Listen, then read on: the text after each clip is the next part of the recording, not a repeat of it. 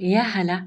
اليوم رح نطبخ مع بعض طبخة سريعة ما حدا عملها باليوتيوب من قبل. هي من اختراعي، سميتها طبخة السعادة. سهلة وسريعة وما تحتاج وقت، وكتير لذيذة على فكرة. أول إشي بداي هون قطعت الدجاج إلى قطع حسب الرغبة أو على عدد أفراد العيلة قد ما بياكلوا. هلا هون الدجاج شوحته بدون إشي، بعدين ضفت له الخل حتى أقيم الزفرة. طبعا على جنب بكون سالقة البطاطا. طبعا أنا عملت 2 بايركس.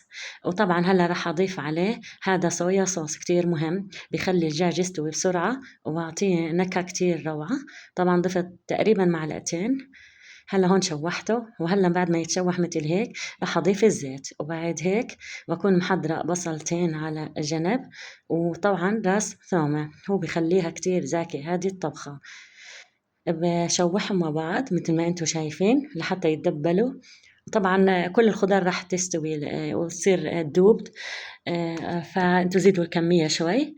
هلا بعد ما دبلنا البصل والثوم، بكون محضرين خضار حسب الرغبة. الجزر لأنه بطول ليستوي، والفلافلة بتقطعوها بس شوي كبيرة عشان تضلها موجودة ما تختفي، أنا بسرعة بتدوب. وملح طبعا، وشوية بهارات من تاعت بهارات الدجاج، وشوي صغيرة كاري. الخضار زي ما انتم شايفين بروكلي لازم تنقعوه كتير مليح، أنا بنقعه بخل، هلا فرجيكم إياه. بكون خل أبيض، تنقعوه في مية فاترة لازم هيك حتى بنضف أحسن. وبتركه شي 5 دقايق أو 10 دقايق يعني. وبعد هيك بغسله كتير منيح.